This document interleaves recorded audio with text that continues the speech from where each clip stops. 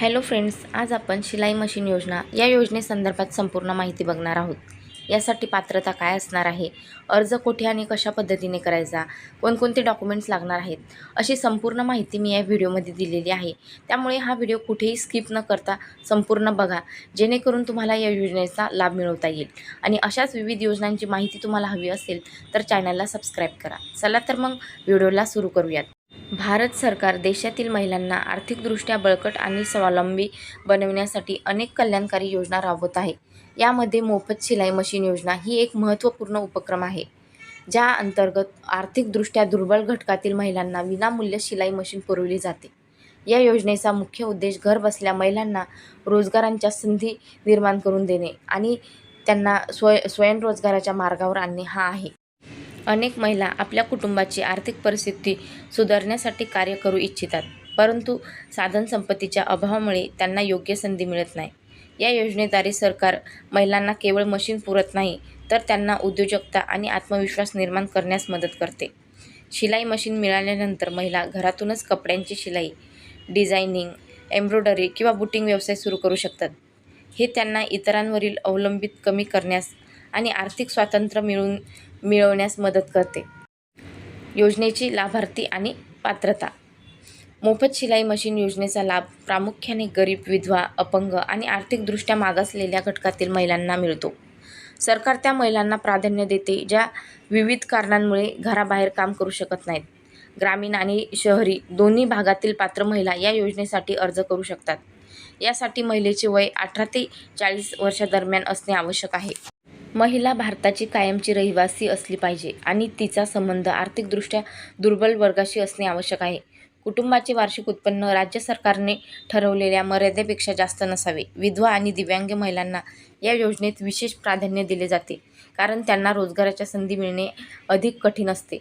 या निकषाची पूर्तता करणाऱ्या सर्व पात्र महिलांना योजनेचा लाभ घेता येतो.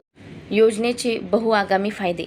या योजनेमुळे महिलांना अनेक प्रकारचे फायदे मिळतात. प्रथम आणि सर्वात महत्त्वाचे म्हणजे आर्थिक स्वातंत्र्य मिळणे. घरबसल्या कार्य करून महिला स्वतःचे उत्पन्न मिळवू शकतात, ज्यामुळे त्यांना आर्थिक सुरक्षितता मिळते. दुसरे म्हणजे घरातूनच कार्य करण्याची सोय मिळते, ज्यामुळे कुटुंबाची जबाबदारी आणि कार्य यांचा समतोल राखता येतो. आवश्यक कागदपत्रे आणि अर्ज प्रक्रिया. या योजनेचा लाभ घेण्यासाठी काही आवश्यक कागदपत्रे सादर करणे गरजेचे आहे. यामध्ये आधार कार्ड, ओळख आणि पत्त्याचा पुरावा म्हणून पॅन कार्ड, आर्थिक व्यवसायासाठी शिधापत्रिका, कुटुंबाच्या आर्थिक स्थितीचा पुरावा म्हणून आवश्यक आहे. उत्पन्नाचा दाखला, जातीचा दाखला, मूळ निवासीचा दाखला, बँक खात्याचा तपशील आणि पासपोर्ट आकाराचे फोटो देखील आवश्यक आहेत. विधवा महिलांनी पतीचा मृत्यू दाखला आणि दिव्यांग महिलांनी अपंगत्वाचा दाखला सादर करणे आवश्यक आहे. अर्ज प्रक्रिया सोपी आहे, परंतु प्रत्येक राज्याची स्वतःची वेबसाईट आणि प्रक्रिया असते.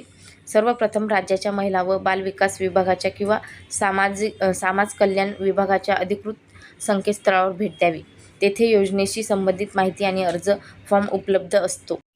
अर्ज फॉर्म डाउनलोड करून काळजीपूर्वक भरावा आणि सर्व आवश्यक कागदपत्रांच्या प्रमाणित प्रती जोडाव्यात. भरलेला फॉर्म जिल्हास्तरीय महिला व बाल विकास कार्यालय, समाज कल्याण कार्यालय, नगरपालिका किंवा ग्रामपंचायतीत जमा करावा. अर्ज जमा करताना प्राप्त पावती नक्की घ्यावी, जेणेकरून भविष्यात अर्जाची स्थिती तपासता येईल. अर्ज जमा झाल्यानंतर अधिकारी कागदपत्रे आणि पात्रता तपासतात आणि निवड झालेल्या लाभार्थ्यांची यादी जाहीर करतात. प्रशिक्षण आणि दीर्घकालीन परिणाम. ही योजना केवळ मशीन देण्यापुरती मर्यादित नाही, तर व्यवसाय सुरू करण्याचे मार्गदर्शनही दिले जाते. काही राज्यांमध्ये स्वयंसहाय्यता गटाच्या माध्यमातून महिलांना जोडले जाते, ज्यामुळे त्या एकमेकांना मदत करू शकतात आणि सामूहिकरित्या मोठी ऑर्डर घेऊ शकतात.